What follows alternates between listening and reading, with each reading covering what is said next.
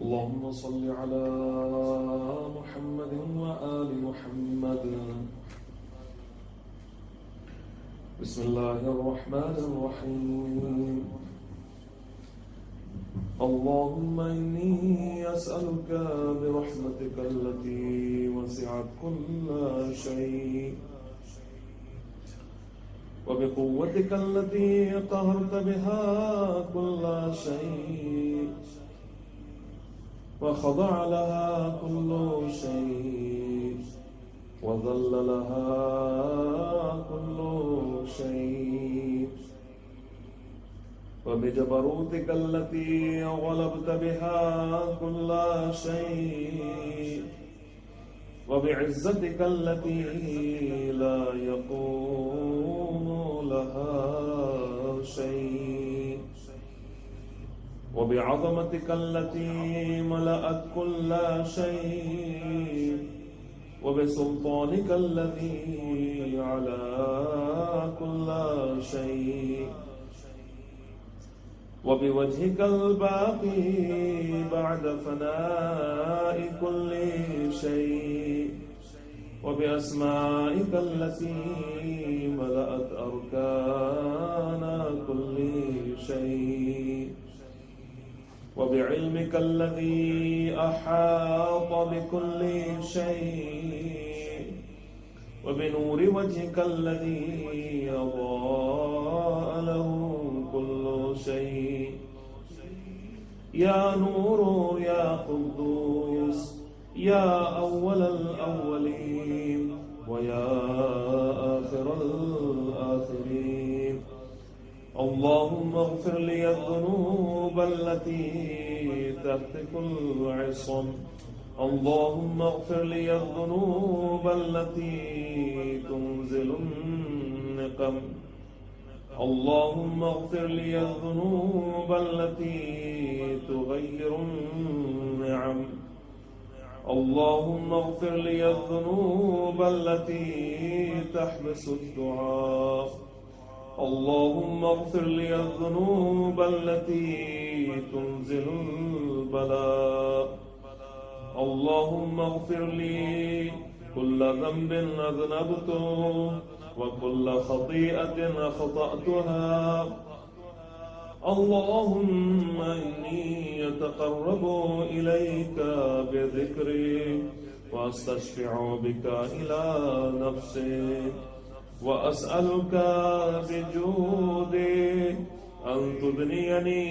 من قربك وأن توزعني شكرك وأن تلهمني ذكرك. اللهم إني أسألك سؤال خاضع متذلل خاشع أن تسامحني وترحمني وتجعلني بقسمك راضيا قانعا وفي جميع الأحوال متواضعا. اللهم وأسألك سؤال من اشتدت فاقته وأنزل بك عند الشدائد حاجته وعظم فيما عندك رغبته. اللهم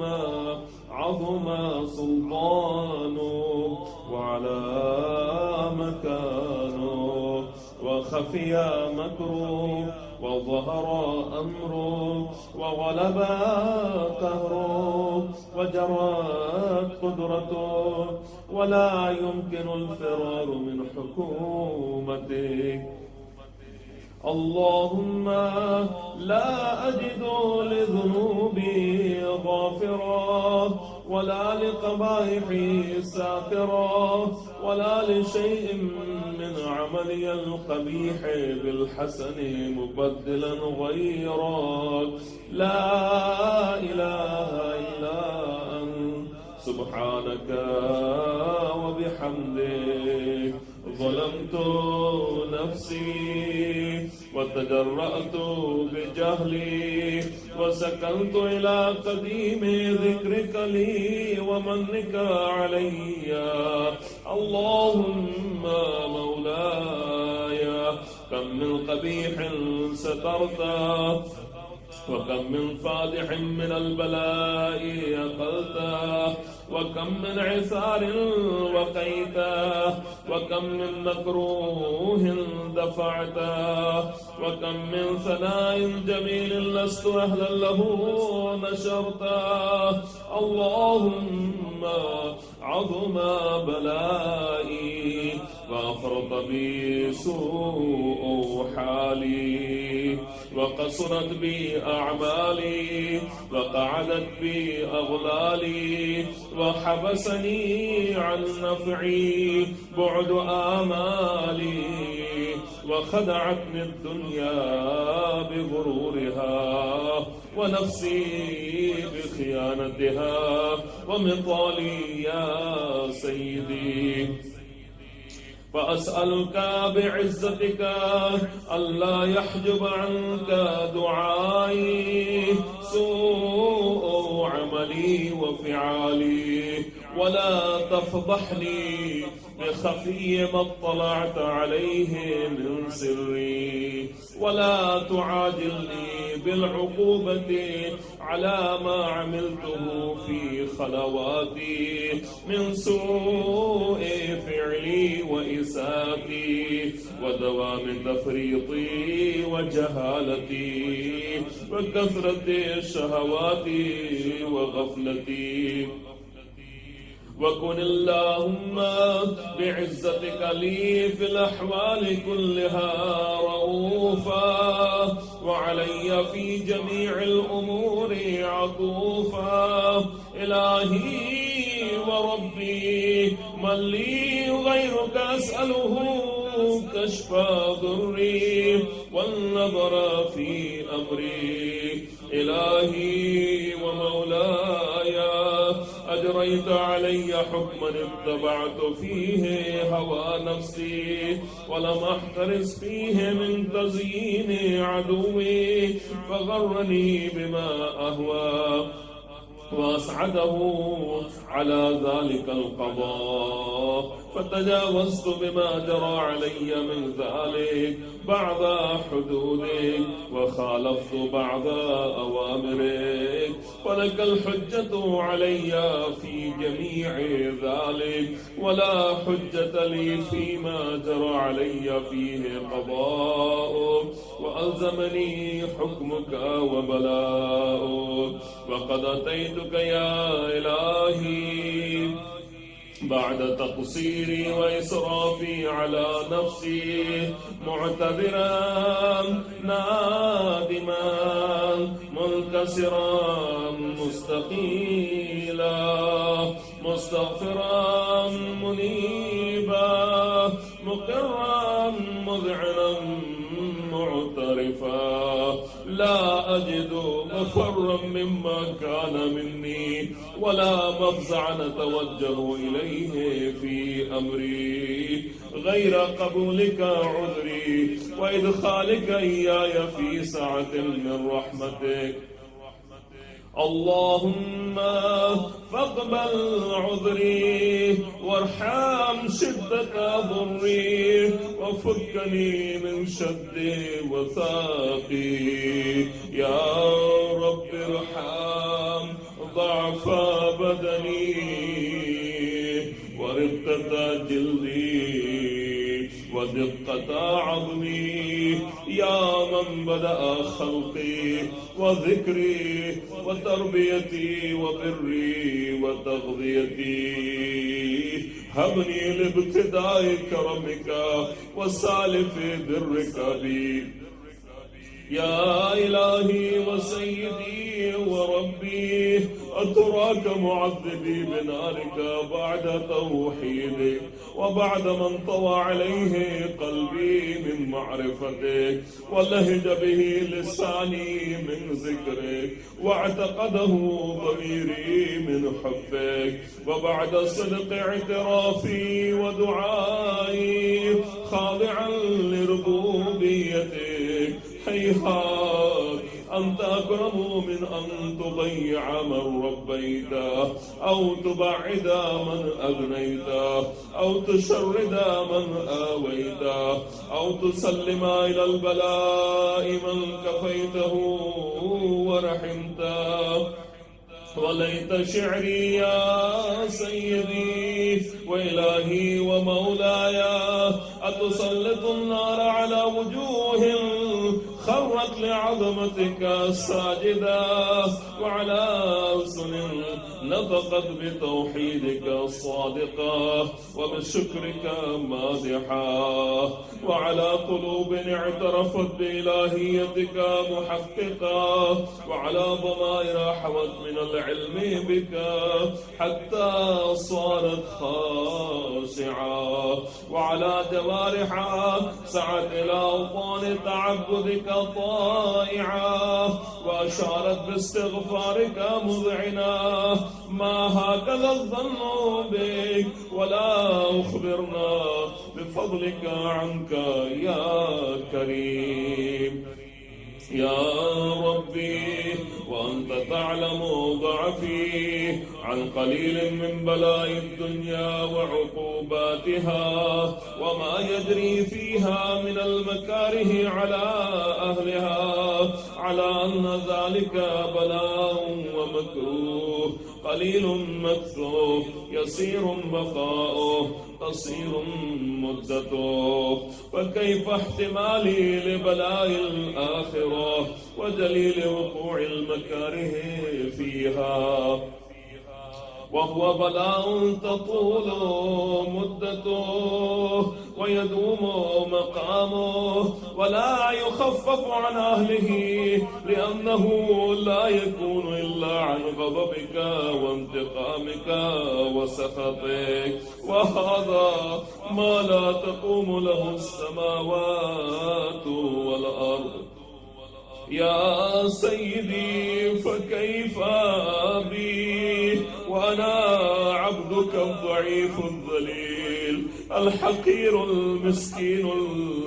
المستكين. يا إلهي وربي وسيدي ومولاي، لأي الأمور إليك أشكو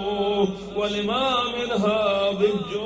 وأبكي، لأليم العذاب وشدته أم لطول البلاء ومدته، ولئن صيرتني للعقوبات مع أعدائك وجمعت بيني وبين أهل بلائك وفرقت بيني وبين أحبائك وأوليائك، فهبني يا إلهي وسيدي ومولاي وربي. صبرت على عذابك فكيف أصبر على فراقك، وهبني صبرت على حر نارك فكيف أصبر عن النظر إلى كرامتك. أم كيف أسكن في النار ورجائي عفوك، وبعزتك يا سيدي ومولاي أقسم صادقا لئن تركتني ناطقا لأضجن إليك بين أهلها ضجيج الآملين، ولا أصرخن إليك صراخ المستصرخين، ولا أبكين عليك بكاء الفاقدين، ولا أنادينك أين كنت يا ولي المؤمنين. يا غاية آمال العارفين، يا غياث المستغيثين، يا غياث المستغيثين، يا حبيب قلوب الصادقين، ويا إله العالمين. أفتراك سبحانك يا إلهي وبحمدك تسمع فيها صوت عبد مسلم سجن فيها بمخالفته وذاق طعم عذابها بمعصيته وحبس بين أطباقها بجرمه وجريرته وهو يضج إليك ضجيج مؤمل لرحمتك ويناديك بلسان أهل توحيدك ويتوسل إليك بربوبيتك يا مولاي فكيف يبقى في العذاب وهو يرجو ما سلف من حلمك أم كيف تؤلمه النار وهو يأمل فضلك ورحمتك أم كيف يحرقه لهيبها وأنت تسمع صوته وترى مكانه أم كيف يشتمل عليه زفيرها وأنت تعلم ضعفه أم كيف يتقلقل بين أطباقها وكيف يتقلقل بين أم كيف يتقلقل بين أطباقها وأنت تعلم صدقه أم كيف تزجر زبانيتها وهو يناديك يا رب أم كيف يرجو فضلك في عتقه منها فتتركه فيها هيهات ما ذلك الظن بك ولا المعروف من فضلك ولا مشبه لما عاملت به الموحدين من برك وإحسانك وباليقين يقطع لولا ما حكمت به من تعذيب جاحديك وقضيت به من إخلاد معانديك لجعلت النار كلها بردا وسلاما وما كانت لأحد فيها مقرا ولا مقاما لكنك تقدست أسماؤك أقسمت أن تملأها من الكافرين من الجنة والناس أجمعين وأن تخلد فيها المعاندين وأن تجل ثناؤك قلت مبتدئا وتطولت بالإنعام متكرما أفمن كان مؤمنا كمن كان فاسقا لا يستوون إلهي وسيدي فأسألك بالقدرة التي قدرتها وبالقضية التي حكمتها وحكمتها وغلبت من عليه أجريتها أن تهب لي في هذه الليلة وفي هذه الساعة كل جرم أجرمته وكل ذنب أذنبته وكل قبيح أسررته وكل جهل عملته كتمته وأعلنته أخفيته وأظهرته وكل سيئة أمرت بإثباتها الكرام الكاتبين الذين وكلتهم بحفظ ما يكون مني وجعلتهم شهودا علي مع جوارحي وكنت أنت الرقيب علي من ورائهم والشاهد لما خفي عنهم وبرحمتك أخفيت وبفضلك سترت وأن توفر حظي من كل خير تنزله أو إحسان تفضله أو بر تنشره أو رزق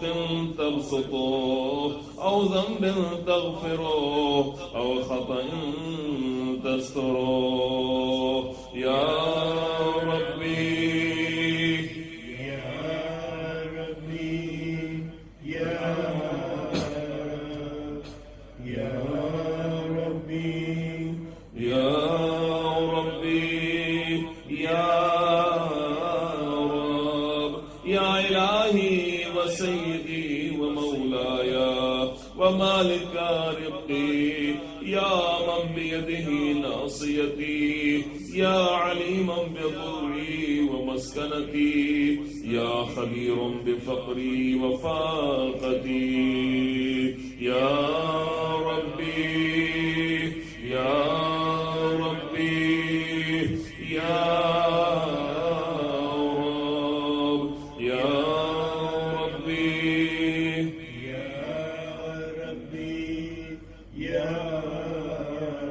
أسألك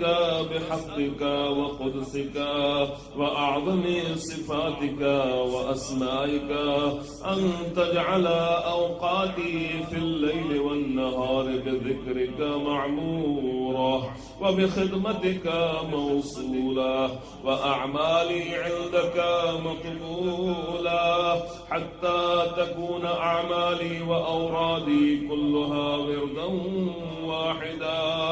وحالي في خدمتك سرمدا يا سيدي يا من عليه معولي يا من إليه شكوت أحوالي ربي يا ربي يا رب يا ربي يا ربي يا رب قو على خدمتك جوارحي واشدد على العزيمة جوانحي وهب لي الجد في خشيتك والدوام في الاتصال بخدمتك حتى أسرع إليك في ميادين السابقين وأسرع إليك في المبادرين واشتاق إلى قربك في المشتاقين وأدنو منك دنو المخلصين وأخافك مخافة الموقنين واجتمع في جوارك مع المؤمنين اللهم ومن أرادني بسوء فأرده ومن كادني فكده واجعلني من أحسن عبيدك نصيبا عندك وأقربهم منزلة منك وأخصهم زلفة لديك فإنه لا ينال ذلك إلا بفضلك وجد لي بجودك وعطف علي بمجدك واحفظني برحمتك واجعل لساني بذكرك لهجا وقلبي بحبك متيما ومن علي بحسن إجابتك وقلني عثرتي واغفر زلتي فإنك قضيت على عبادك بعبادتك وأمرتهم بدعائك وضمنت لهم الإجابة فإليك يا ربي نسبت وجهي وإليك يا ربي مددت يدي وبعزتك استجب لي دعائي وبلغني منايا ولا تقطع من فضلك رجائي واكفني شر الجن والإنس من أعدائي يا سريع الرضا يا سريع الرضا اغفر لمن لا يملك إلا الدعاء فإنك فعال لما تشاء يا من اسمه دواء وذكره شفاء وطاعته غنى ارحم من رأس ماله الرجاء وسلاحه البكاء يا سابغ النعام يا دافع النقام يا نور المستوحشين في الظلام يا عالما لا يعلم صل على محمد وآل محمد وافعل بي ما أنت أهله وصلى الله على رسوله والأئمة الميامين من أهله وسلم تسليما كثيرا